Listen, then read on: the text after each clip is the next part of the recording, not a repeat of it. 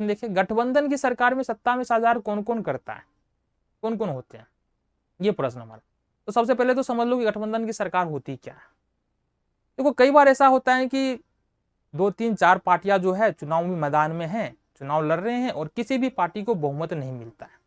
मतलब इतनी सीटें नहीं मिलती है जिससे कि वो सरकार का गठन कर सके। इस स्थिति में क्या होता है कि दो पार्टियां साथ में आ जाती है।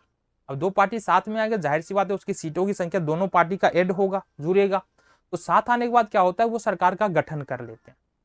तो कहने का मतलब है, अगर दो तीन चार पांच पार्टियां चुनावी मैदान में है, चुनाव लड़ रहे हैं और किसी भी पार्टी को बहुमत ना मिले, तो इस स्थिति में दो या दो से अधिक पार्टी अगर मिलकर के सरकार बनाने की सोचे, तो इसको या सोचे या बना ले, तो इसको हम लोग गठबंधन की सरकार बोलते हैं।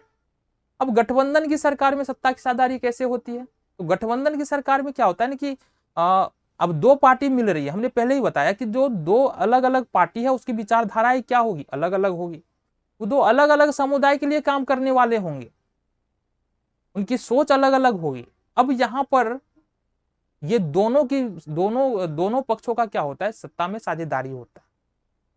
ठीक है, तो इस प्रकार से भारत में देखेंगे तो 1990 के बाद जो है ना, ये गठबंधन की राजनीति जोर शोर से चल रहा है और अभी भी चल ही रहा है। ठीक है। इसके अलावा देखेंगे बिहार के अंदर में भी देखेंगे तो राजद और जदयू, राष्ट्रीय जनता दल और जनता दल यूनाइटेड का अभी गठबंधन का सरकार है। तो ये हो गया गठबंधन की सरकार में सत्ता की साझेदारी कौन कौन होते हैं, ये हमने बता दिया।